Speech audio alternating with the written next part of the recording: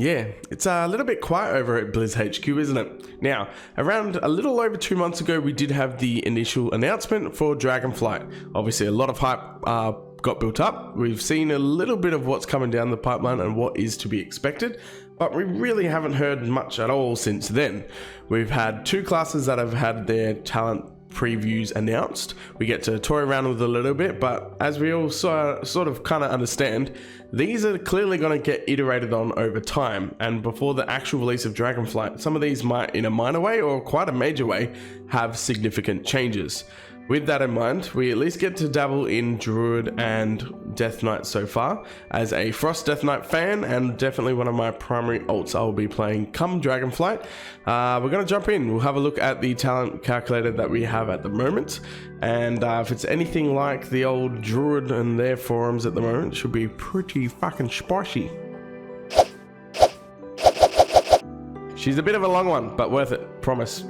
So here we are over on the Wowhead website. We're going to be checking out the Frost Death Knight. If you, however, want to check out any of the Death Knight specs, or Druid for that matter, the link will be down in the description below. While you're down there, if you're feeling generous, throw a like at the video and subscribe to the channel. Helps me out massively, and it doesn't cost you a cent, so that will be greatly appreciated. Apart from that, let's kill the webcam and we'll jump in and have a look at the Death Knight tree. Magical buttons, here we go. Now, the first thing you'll notice is on the left hand we have the generic Death Knight tree, and then over on the right hand side we'll have the Frost, and that will be specifically changing based on what talent specialization we pick, Unholy, Blood, etc. So even under the Death Knight tree, the first thing you'll notice is each of these sort of has like a lane devoted to one of the specs. We have a Frost lane, a Blood lane, and on the right the Unholy lane. So much of the feedback from the Druid one has been certain abilities that people feel like should be just baseline regardless, and you'll notice these are showing up as talents for Death Knights as well. However, there are a lot of points to throw around. There's a lot of things you're just going to be given as a part of trying to get further down the tree. Make the judgment for yourself though. We're going to run through and have a look. Now, if we do pick Frost, we literally have to pick up the Chains of Ice initially, and then we can build her how we want from there. However, you will notice that Death Strike and Raise Dead just aren't selected. I have to personally put a point in if I do want to pick up some of these things. It is going to feel quite weird if we just didn't get Death Strike. It's such a core part of the Death Knight experience. However, I see in a scenario if in a raid or Mythic Plus environment, I suppose, if you don't have, like, if you have competent healers or it's on farm content or whatever the case may be, you might not need to get Death Strike. That does give you avenues for, you know, pull a point here, add a point there. That will be quite fun and quite enjoyable to at least min-max as we chop and change around. However, there are always going to be cookie cutter specs. These are definitely going to get iterated on multiple times throughout the beta and alpha, like I mentioned. Death Knight, Death Strike, however, I do feel like it's pretty obvious pickup. We kind of want Anti-Magic Shell as well, no matter what the content you're doing. Anti-Magic Shell is pretty solid as a pickup. Mind Freeze, again, I would never run without a interrupt, but it's also basically you're going to have to pick it up if you want to progress down any of the trees regardless. Same with Icebound Fortitude. Blinding Sleet, very good for Mythic Plus, not really used outside of that unless if a particular raid encounter needs it. Personally, I haven't really used it that much. Again, pretty solid in PvP, for example. So if you are someone running around in world PvP mode, which most people do, at least initially, because they want to get that extra bonus. And if someone tries to start on you, at least you have Blinding Sleet. It's a very good interrupt, or Disorientate to help get away, or pop some heals, whatever you need to do. It's good for defense and interrupting an enemy healer in arena, things like that. So I'll leave it for now because I see that as a situational pickup. Now, as we go throughout the talents, we'll sort of read over everything real quick. There are a couple of different things that I've already had a look at that I'm like, ooh, I really want to try that. These could be completely not meta at all, but we'll have a look. Now, Blood Scent, I mean, Leech is okay. The main thing is that neither of these two feel super imperative to chase down. Death Pact is always really nice. I picked it up as a talent that we play currently, but to sync an extra 2 points in for it, I'm not too sure. Now, if we do want to start progressing down either of these particular two lines, we are going to need to throw more points into this top half. Veteran of the Third War is going to be picked up just for that particular reason. Now, as for suppression, again, avoidance not really that great. Wraithrock would be pretty solid. Same with Sacrificial Pack. These definitely have their places. But if you happy to kind of go without, then they're not really necessary, which also means that as picking up for avoidance, not really needed. You save again another 2 points there that you can at least toy around with. I do kind of want to progress some stuff down the Unholy line, which means I am going to be forced to pick up Raise Dead. You'll notice that even if I pick up Suppression, I physically can't click on the Improved Death and Decay. I have to get Raise Dead, which means I can pull the point out of Suppression, jump into Raise Dead, and start going down here.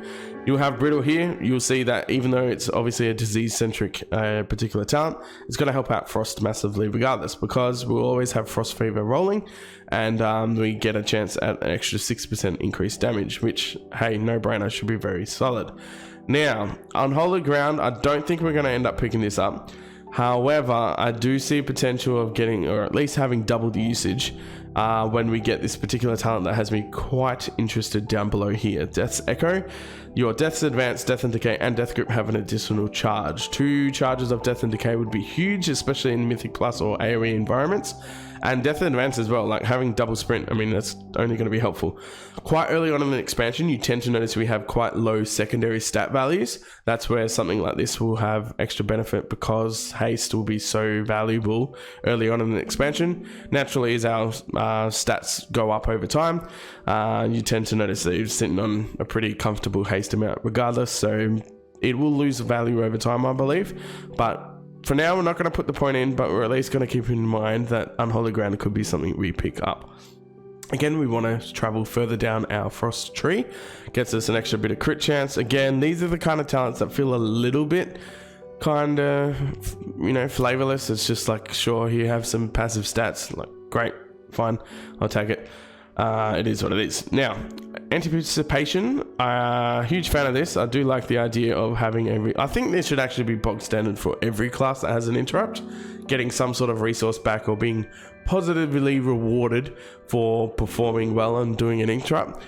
There was a little bit of backlash on Twitter that I've seen, or discussions when it was being talked about, that some people go, well, then that's just promoting interrupting anything and everything, and then you're not getting rewarded for doing the right thing. You're just being rewarded for throwing your interrupt around haphazardly, and it's going to cause more issues. I mean, that's what you can do right now, right? Like, you want to pad interrupt in, you know, so people don't yell at you in Mythic Plus or something. I mean, either way, not player. The best way to explain it for me is poor player interaction is not an excuse not to have something in the game just because someone might be dumb about it, you know? So, hey, I think it would be really handy to have it across all the classes, but it is what it is. I think it's well worth a pick up for now. And Chains of Vice affecting the additional enemy.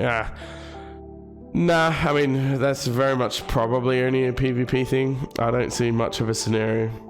I don't see a scenario where we'll ever have something like a Throne of the Four Winds from way back in Cataclysm, where you generally had a need for kiting a lot of mobs and things like that. I think those days are sort of gone to the wayside now, but PvP it will have significant use. But again, we're not really too fussed about that for now.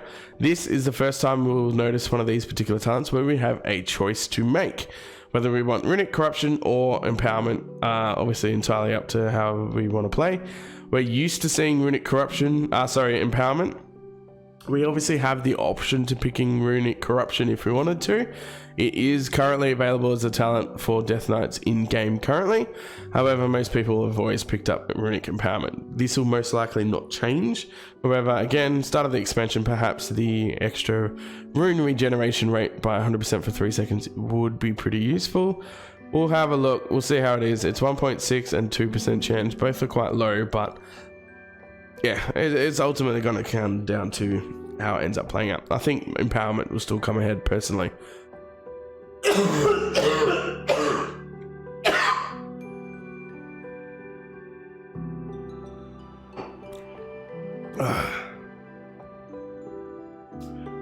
Next, Acclamation. I mean, again, there's a no-brainer there. A 1 minute cooldown off, happy days, and also literally required to go to our next part once we get enough points. So you're going to be picking up acclamation regardless. As we go down to the bloodline, a key that I do want to pick up is definitely Death's Advance. This is going to force us to get anti-magic zone anyway. No harm in that though. Very useful for a lot of scenarios where you can at least pump out some magic damage reduction for your party, and that allows us to pick up Death's Advance, which again, as a Death Knight, we obviously have very limited mobility. This is only going to be helpful in that regard. So cool, easy pickup, happy days. Now the next section, we obviously still need to sink some points to be able to get into the bottom tier. We're gonna have to sort of sink into Unholy. I think that's fine. We obviously could do more in Blood if we wanted to, but having a look, Abomination Limb, very strong, quite good. Not super a necessity. English hard, can confirm. Likewise, I mean, Rune Mastery is quite good. I do like the idea of having some 6% strength as a chance of consuming a rune, which obviously that's constantly happening as a part of your rotation. I do like Rune Mastery. I mean, we could have a potential to pick it up if we went from the Frost route anyway. It's not super imperative that we went down here. Improved Death Strike again. I mean, probably quite solid for... I mean, its cost is reduced by 10 and its healing increased by literally 60% for Frost and Unholy. Like, that is quite significant. Actually, I want to kind of have a look at this. Let's just throw some points in just so I can have a look. That's a 3 point... Oh, no, 2046. Yeah, 60% for Unholy and Frost. That's a lot of extra healing. Could be quite strong for PvP for sure. But I just don't see it having too much of a value in most PvE environments. We'll have to see how we go. We have Enfeeble, again, it's based on the Ghoul. I fucking hate any pet management in the game, so usually I don't like to use Ghoul that much. However, we literally had to pick it up as a DPS cooldown when we go Frost regardless. Death's Reach and Grip of the Dead, again, it's a little bit of a, I don't know. If we're in a Mythic Plus environment though, I feel like Grip of the Dead could be quite useful. The massive amount of snare and decay over time to help, I guess, kite mobs around. I mean, it's only going to be helpful when, yeah, we kind of just want to, you know, get them all piled up. It gives the tank an opportunity to at least have a bit of breathing room so he can kite away, kite back a bit, get some heals, play defensive. I think that's what most people are going to run. However, again, we've got our bog standard Death's Reach, which is always the nice extra range and reset on kill. So that's what most people will be leveling with. And then in an actual environment, like open world and everything like that, Death's Reach will be the go. But in an actual instanced environment, I think Grip of the Dead is going to be a no-brainer. Lichborn is always exceptionally fun. I highly would recommend Lichborn, honestly. It's just so, there's so many different fears, and I mean, even charms and sleeps, right? It's going to be useful in PvP, but you tend to see some fair amount of fears or sleeps in PvE environments as well. So hey, allowing you to break that is just, yeah, good, happy, fun times. Now, we're officially into the lower layer. Ice Talons, I mean, that's always a solid standard pickup for Frost DKs. Runic Attenuation, honestly, I mean, again, it's more prioritized in a dual wield spec than it is a two-hander. You've noticed so far as we've gone through different stuff, honestly, we haven't had anything that really impacts whether we want to go dual wield or two-hander. This is the first time we're really seeing an example where, okay, sure, a two-hand spec, sorry, a dual wield spec will be more beneficial to this particular talent. It entirely depends on how our rotation plays in Dragonflight. If it does feel quite starved for runic power, then cool, this will be worthwhile picking up, running a dual wield build to begin with, and then naturally as our secondary stats and all that kind of stuff over time gets better and better, then you'll tend to notice that our haste is higher level, different things like that start becoming an actual factor that help reduce the need for, you know, little things like this, being able to run a dual wield versus two-hand spec, things like that. Power Rune Weapon, again, very solid pickup, excellent cooldown that DKs are kind of just used to having now, and well worth picking up that way. If we come over, we've obviously avoided Asphyxiate and the Magic Barrier, which increases the duration and amount absorbed as well as reduces the cooldown a little bit. Simulation, the Anti-Magic Zone, again, these are just buffing our anti-magic stuff, whether it's our personal or our team benefit anti-magic damage. Asphyxiate, again, on the whim, whether or not you need it or not. Certain cases yes, certain cases no. Again, I'm trying to avoid picking up any talents and then leaving hopefully a couple to sprinkle around where we need. I still haven't decided on the Runic Mastery yet. I think it's probably a pretty solid pickup. Improved Death Strike, again, in a situation where we're kind of, I mean, 60% is really strong. If it's not really necessary, yeah, I'd like to avoid Abomination Limb. If it ends up being meta, it is what it is. But I think so far I'm pretty happy with what we've got. I do want to pick up Unholy Bond. Increase effectiveness from your Runeforge by 30%. I mean, cool, happy days. We need to get it for Death's Echo anyway. This is what I'm hoping will do quite well, especially in an AoE environment. Getting the double Death and Decay could be quite juicy. That allows me to hopefully want to pick up this bad boy here. So we have our Unholy Ground, increase our haste. The only reason why I'm thinking that is because, again, I think you'll find a dual wield spec will be quite strong early on, because it means we can get more Runic Attenuation, which I think is a no-brainer. When we're running a dual wield spec, we get extra haste from that. Our secondary stats are going to be quite low. This will be a comfortable pickup. We can obviously pick up Soul Reaper if we want. It just gives us a 35% like execute basically. So I think this could be quite good. Again, you'll notice that it only does the explode damage if the target ends up below 35% when that timer goes off. The downside with that is yeah, it quite literally means that you can sort of attack them at maybe 36%, especially on a raid boss, and then by the time that it expires, then you will have the 35%. You can get some extra damage. Back in the day, it used to do the damage regardless and then give you haste if it didn't kill them, whereas that's no longer the case. It's only if the enemy dies.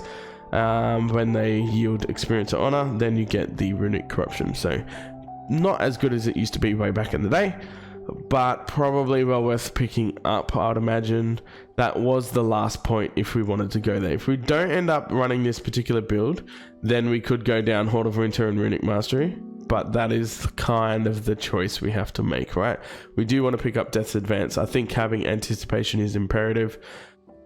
I mean, there's nothing else to drop. The moment you decide not to get Unholy Ground, which is a potential, don't get me wrong, but then you may as well not have Runic Attenuation, and then you're getting Horn of Winter and Rune Mastery. But maybe, or whether or not it's worth it for that extra 5 Runic Power, I don't know. Time will tell, but perhaps this will be a better spec, because while the 5% haste has less of an impact than 5 Runic Power, especially on auto attacks, they should really show what the percentage chance is, to be perfectly fair. And then we have the other alternative where, cool, now that we've bailed that, we could actually bail out of Runic Attenuation as well and still pick up Soul Reaper. So I think the float points are going to really boil down to Soul Reaper, Runic Attenuation, and whether or not we want the Rune Mastery, and if we decide to pick up Unholy Ground, and yeah, just extra stuff like that. If we do go something of this kind of a build, where perhaps we don't want Unholy Ground or Runic Attenuation, that gives us those float points where we can go into Asphyxiate, or maybe extra Magic Barrier Shell, stuff like that. If we do need to go, or Blinding Sleep will be another one, especially in Mythic Plus, you'll tend to see that picked up. So this is where our float points are going to be based around. Because I don't see Soul Reaper as being super necessity for our gameplay, but it would be nice to be able to pick up then, but then you can go your Blinding Sleet instead, so that way you can at least still get Rune Mastery, no Soul Reaper, no Runic Attenuation, and no Unholy Ground, but pick up the Blinding Sleet as well. So these are the kind of, you know, choppy changey builds that we're looking at. Next, we obviously have our Frost side of the avenue. So this is where, again, I haven't gone through it all. I can at least tell you at least a little bit. There are some fucking tough decisions to make in this particular tree. And it really quite heavily boils down to, if you can make it work and then end up pushing quite a heavy mastery based build, in which case you are running dual wield, in which case runic attenuation just naturally gets more of a prevalence to it. There could be an entire build. I'm quite heavily lynching my whole game plan around Death's Echo. I'm well aware of that. But at least as we go down, we get some decisions to make. Again, we do need to literally talent into Obliterate. This isn't just a given, whether or not you do or don't want to pick it up. But there's a few talents along the way that are sort of just like, there's no way in God's green earth you wouldn't want this. So this is where we start coming down to some hard decisions to make. So, a couple of cool things you'll notice as well. We get some legendaries. Rage of the Frozen Champion is the first one that rings a bell. We're getting some legendary effects rolled into our talents, which I think is amazing. I'm looking forward to toying around with different things. But, yeah, we've got some fucking decisions, man. You have no idea. It's quite hectic. Let's pick up Obliterate and Howling Blast. What I'm going to do is sort of go down the dream, and then you'll immediately notice when I'm starting to have to make a decision, and that's when, yeah, it's going to be quite interesting. I still haven't quite figured out how I'm going to tackle this. So, Rhyme, yeah, typical. I mean, if you're getting Howling Blast, you want Rhyme regardless, because it's just a no-brainer. You want it to have a free proc, essentially, especially because of the extra damage, and it's just such a core part of how a Frost Death Knight plays. Remorseless Winter, again, it should be a given regardless, even a single target scenario, but it's so strong in Mythic Plus and any AoE environment at all. There's no reason you wouldn't want to pick this up at all. Improved Frost Strike, again, bland talent, but it is what it is. We want to pick it up. Helps us get closer to Pillar of Frost. Now, again, we're in that situation where we had to put the points in here regardless. We don't have enough to progress down to the next section, so we're at least going to be able to get Killing Machine. And then the moment we get Killing Machine, which again, very core part of how Death Knights play, we sort of have a decision to make whether or not we want to yeet over and just start sticking mainly with the mastery based frost damage, or whether we want to go down the physical based obliterate damage. And yeah, you'll see how hectic it can be. So we have Runic Command, increases your maximum runic, cool, K, like sure. This is only ever going to really, this talent actually loses capacity over time, because in an environment where you're gaining so much runic power regardless, you don't need the larger cap to hold on to it, because you're able to just sync it with, well actually, sorry, complete opposite. In an environment where you have a lot of flow of runic power, and it's you constantly got some coming in, that's when you do want the larger pool to be able to hold on to it. Because let's say I'm only able to dish out a Frost Strike every so often, and my typical rotation means that I'm spending it at a rate of blah blah amount of time, then like X amount of time. Again, in an environment where the expansions just come out and our secondary stats are quite lower, we're going to be probably resource starved as it is, so we don't need the extra maximum amount of runic power, because it's not really going to cause us any better scenario. However, as runic power really starts chunking in hard, we want that extra capacity to be able to hold on to more, so we can get more frost strikes in, more different stuff like that, especially if we pick up Breath of Sindragosa. Not an entirely favorite build of mine, because there's a lot of different build options we're going to have as a Frost DK. Not my favorite build that ever existed for it, but hey, if we do get Breath of Sindragosa, then suddenly Runic Command has a massive impact there as well, because we just get a much larger uptime on Breath of Sindragosa. We're avoiding it for now. Now, Unleash Energy. I'm already able to start going down to this next section, so that's why I'm not picking these up. But Unleash Frenzy, Frost Strike increases your strength, stacks up to 3 times. I mean, K, 3% extra strength, sure. I mean, take it or leave it, however you choose to pick. It is a pretty solid talent, don't get me wrong. If we have to come back to it, we will. But for now, we have a couple of different choices to make. Improved Rhyme, I think, is more imperative than anything else. I think that's, yeah, 100% we're going to want that. Biting Cold, Remorseless Winter damage increased by 30%, and the first Remorseless Winter deals damage to 3 different players. You gain Rhyme massive. Huge fan of that talent. I definitely think it's well worth the pickup. Chill Streak also adds just an entire another damage. Deals frost damage to the target and reduces their movement by 70%. Really good for kiting. Massive in PvP. You'll also notice that it will bounce to 9 targets. Very, very cool talent, given that it is no longer a PvP talent and can actually be used in PvE environments. This is currently a war mode talent, or like a PvP talent, right? And it's a pretty common pickup if you're running Frost in PvP. So giving this to a Mythic Plus environment, for example, just gives us an entire another button that we get to pick to fucking pop off in a Mythic Plus environment. Massive fan of it. We're going to pick it up and hopefully it does well. Now, this allows us to go to another choice talent. Piercing Chill, enemies suffer 5% increased damage from your chill streak each time they're struck by it. And then Enduring Chill, bounce range increased by 2 yards, and each time chill streak bounces, it has a 20% chance to increase the number of bounces by 1. Holy fucking shit, Enduring Chill is definitely going to be the go. The reason why we don't really care too much about a Piercing Chill, I mean, even in a Mythic Plus environment, the likelihood it's going to bounce back to the same person is quite low. You generally do bigger pulls, even if you're just doing a pull of say 2 people is obviously the perfect environment. 3, it's probably still worth picking up. But the moment you get to sort of 4, 5 plus, most Mythic Plus pulls are quite heavy in that regard.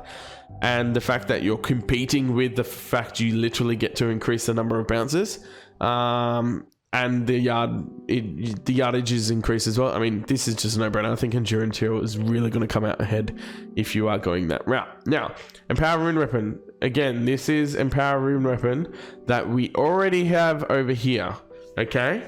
So this is the first time I've seen this, but the Empower Rune Weapon gains an additional charge if your rune weapon is not talented elsewhere on the tree. It gains 1 charge. So the whole point is you get to have 1 runic Empower weapon, whether it's from the Frost tree or the Frost lane of the Death Knight tree, and you can double up on these to get an extra charge. This whole centric multiple charge thing that seems to be happening through Death's Echo and then picking up a second Empower Rune Weapon, this is pretty bonkers. I'm looking forward to toying around with this. I'm all about that. Let's go. I'm fucking pumped.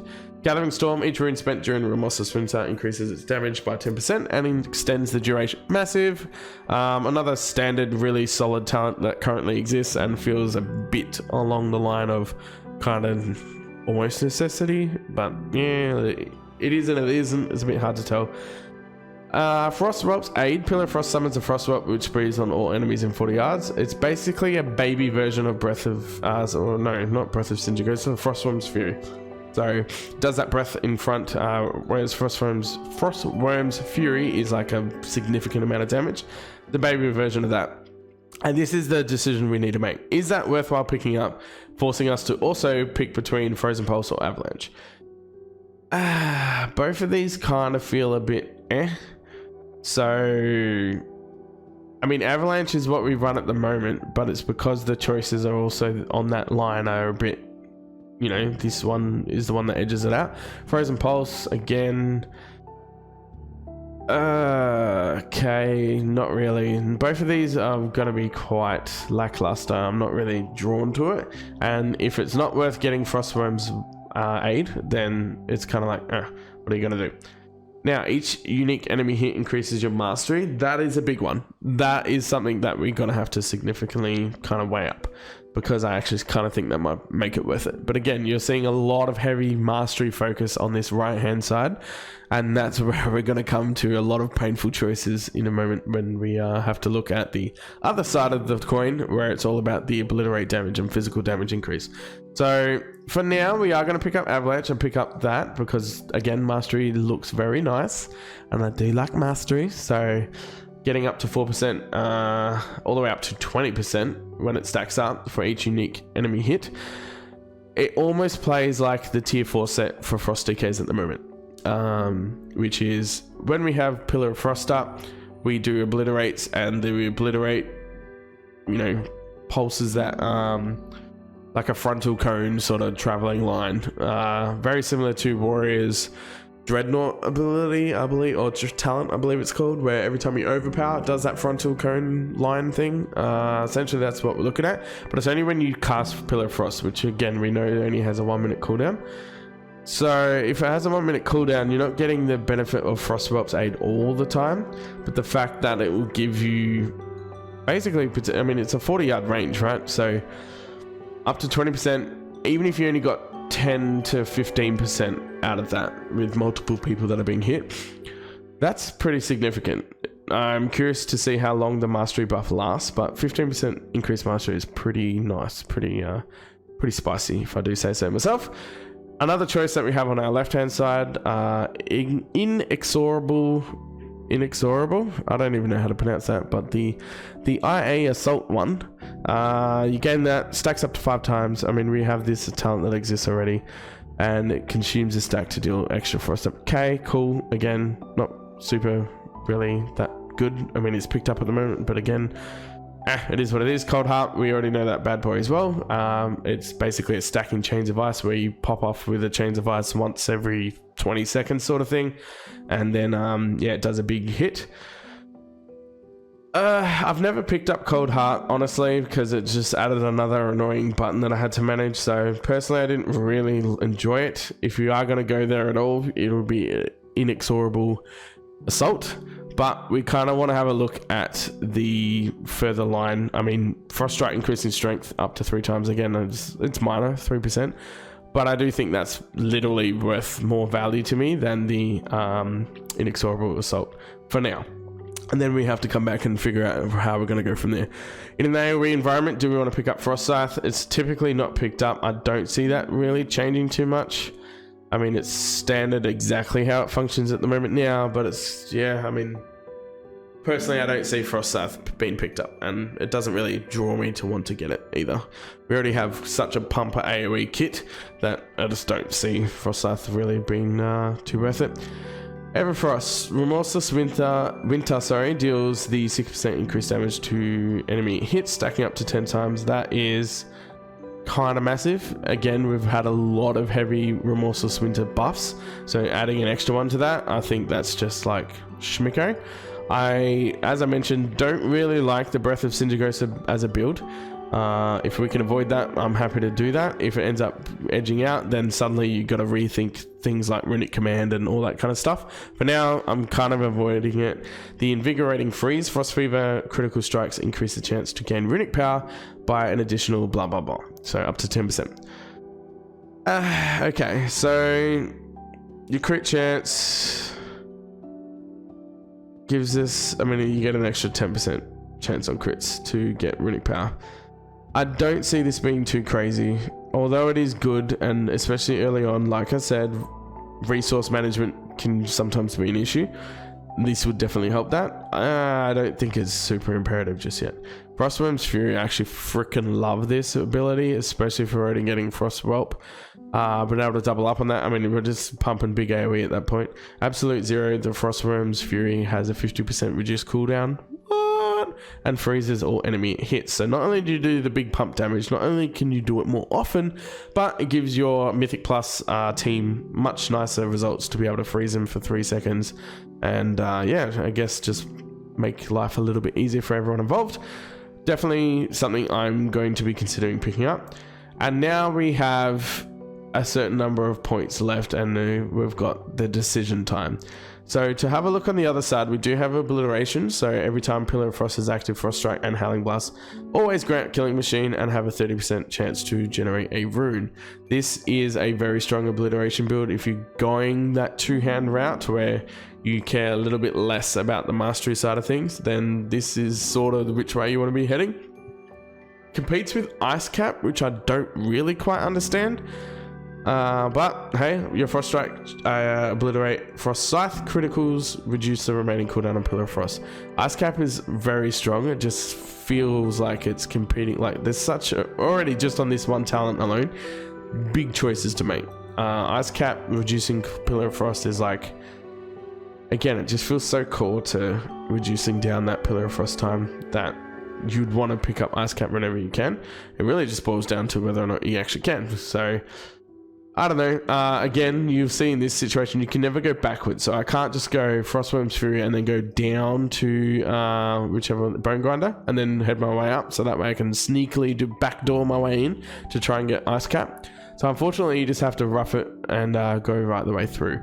We do have that option, technically, of if we wanted to pick up Inexorable Assault. Enduring Strength, when Pillar of Frost expires, your strength is increased again, something else we just sort of take for granted at the moment. And it lasts extra length of time for Obliterate and Frostbite crits. Cool. Awesome, we could pick that up. Bone Grinder, consuming Killing Machine procs, grants 1% critical strike chance for 6 seconds, stacking up to 5 times. At 5 stacks, your next Killing Machine consumes as stacks, granting you increased frost damage. So again, a nice push-pull in terms of buff your physical, buff your frost damage, back and forth, happy days. Again, if we pick that up and go for the Cold Blood, you'll see we literally run out. We can't even front door sort of sneak our way in to try and get Ice Cap as well. So then you start having those annoying things where you're like, all right, is Everfrost really worth it? Which way do you kind of want to go? We are heavily investing in a lot of mastery based AoE here. I get that. We could maybe take away Chill Streak and just sort of deal with what we already have. But I do think Chill Streak is like such a good pickup that it's least worth trying. Do we really even need Frostwalk's aid and stuff? Again, sure, you could have that ask of whether or not it's worth it. Gathering Storm, I think, is a must. If you really want to still go the Enduring Chill stuff, perhaps we can kill out Frostwalk and get rid of Avalanche. Okay. At least that will give us Ice Cap, which I think could be quite useful. And then again, I mean, that's it. You've still only got one other point, so you can maybe pick up Avalanche, I guess, if you really want. You've got the increased damage for Obliterate there. Again, okay, sure. You got a lot of annoying chases here. The things you miss out on, we've got Glacial Advance, so that's the spikes that cause the frontal cone thing that I mentioned for tier 4 currently in Sepulchre of the first ones with our tier set bonus on the 4-piece. So we could pick that up again. Most people wouldn't. I mean, if it's one of those procs, I'm sure we'll take it, but probably not entirely worth a point. Murderous Efficiency, currently a talent, consuming the Killing Machine effect has a 50% chance to grant you a rune. Cool. Good runic management. Again, these are the kind of things that you don't take for granted. You do take for granted at the moment because we're just so used to having it, and it's really going to become obvious when we're sort of at that beginning of an expansion, potentially quite, you know, resource starved in terms of our haste levels, our runic management, everything like that. We're gonna have some downtimes as a Frost Death Knight to begin with, and that's where these kind of talents really come into their own. And again, that's where the heavy choices come into it, man. You've really got a lot to think over. We do have a 2-hand specialization, so you will notice that Might of Frozen Waste is a thing. We can go down to improve Obliterate and get the improved Killing Machine. Your next Obliterate also deals frost damage. Cool, awesome. Kind of a bit lame that we have to get that, like, that seems like a hybrid talent where you're rewarded with physical damage and getting some frost damage, so mastering that, and that's what you need to pick up to be able to get the 2-hand specialization, which again pushes more towards the physical side of things. But hey, it is what it is. If we are running a build where we're just picking up Blinding Sleet like this, it could be quite comfortably set as a, I guess, 2-hander build, because we're not getting little things like Runic Attenuation, which would be more suited for a dual wield build, things like that. But yeah, there's a lot of choices we're gonna have to make. It's a bit painful. But if you do go the 2-hand route where you are more centric around Obliterate, then cool, you're gonna want to pick up Frozen Waste essentially. Murderous Efficiency, again, like I said, it's the management of our resources. Another choice we do have on the far left though, Frigid Executioner, has a 20%, no, it's a single pickup, so 10% chance to grant 2 runes, pretty strong. Rage of the Frozen Champion, really like this talent. Well, it's a legendary at the moment, sorry, but Obliterate having the 15% chance to trigger Rhyme, and Howling Blast generates 8 runic power when Rhyme is active. Dude, again, so strong on the management of everything. You get more procs, you get more runic power. It's really solid as a talent choice. but quite an investment to have to get all the way down there. I think ice cap, yeah, I mean, yeah, there's just a lot to have to sort of toss up whether or not it's worth it. I think you'll find the Frostwhelp's aid probably is a comfortable let it go moment. Like, just, yeah, we don't need to really pick these up. I don't think it's going to be the end of the world. If we were to sacrifice that chill streak as well, and just go, look, that talent didn't exist before, it's totally fine. We'll be fine. Then we can at least pick up. Oh, that's interesting actually.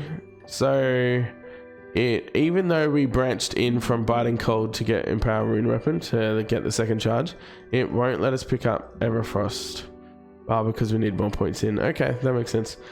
So in this scenario, okay, so we got those two. We could then go to the improved Obliterate, then pick up our Everfrost as we normally did, get Absolute Zero, happy days. Could pick up Rage of the Frozen. I mean, we're going that way anyway, Bone Grinder. Oh, this could actually be quite good. That's a perfect lineup. So we could pick up Frozen Champion still. Oh, that's so difficult to know. I really like that because it has a greater chance and you get more runic fire. This actually might end up being quite a solid build. I'm like learning as I go along with it. You guys are just along for the ride, it's fun.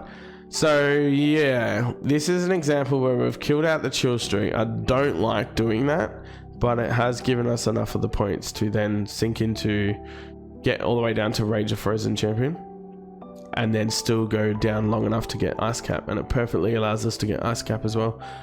And again, we haven't really committed to anything crazy where this is leaning towards more of a dual wield or two-hand build. But if we did go two-hand, I mean, it's a no-brainer. You really want to get Might of Frozen Mace. There's no reason you wouldn't want to do that. Like, building a two-hand increases the obliterate damage by 30%. Like, come on. There's just no way you wouldn't want that. Yeah, Might of Frozen Mace is super strong. So yeah, I don't know. I think this will be a pretty solid dual wield build. I'm kind of happy with how this would play out. If I could, I would probably cut something like maybe the Blinding Sleet to pick up Runic Attenuation, just because we are running the dual wield build. You get a lot of heavy AoE stuff, like Remorseless Winter becomes like the bee's knees basically. I do like the Runic Generation from that. Because we aren't so heavily invested in the Obliterate damage, I suppose if we did want to just drop all the way back to here and get the chill streak like I was talking about, that gives us the opportunity to still kind of go down and get, we can avoid basically anything that is Obliterate damage based, and we can still get Ice Cap, which I think is pretty solid.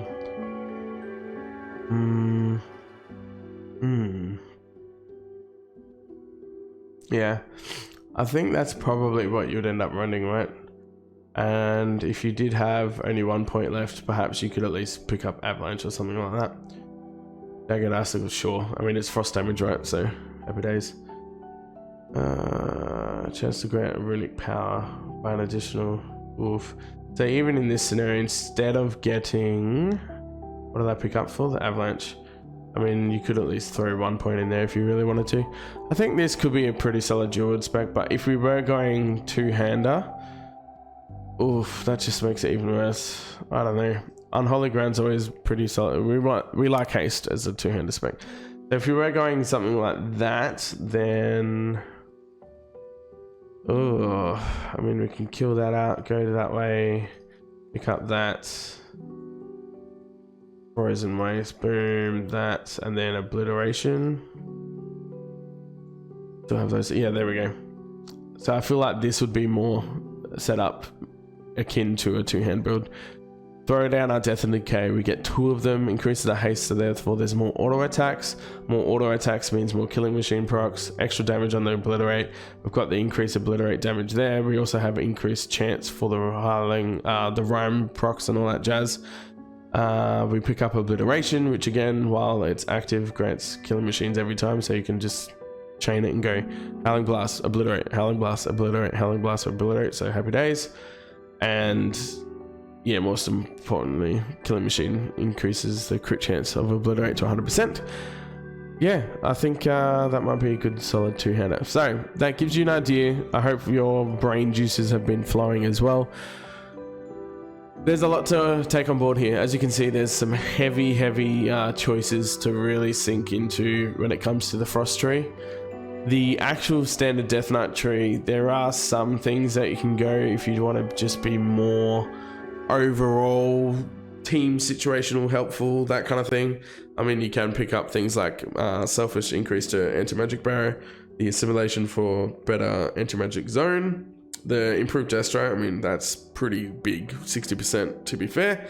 And that way, sure, you can get Abomination Limb and things like that, which in a PvE environment, not so much worried about it. In a PvP environment, syncs up with Remorseless Winter really well, because obviously you pull them in, and then Remorseless Winter the shit out of them, even do an absolute zero and, you know, freeze everyone. That's a pretty strong combo at the moment with different legendary setups that you can do in a PvP environment. Abomination Limb into an absolute zero from your Frostworm's Fury would be bonkers, especially when you combine that with a really strong empowered Remorseless Winter. Does a lot of damage, and 2s or 3s or BGs, whatever the case may be, really strong PvP setup there. But I think for a PvE environment though, this is what I'm sort of looking at. Oof, yeah, I don't know. It's going to be some tough choices, but I think a mastery based dual wield will be the way to go.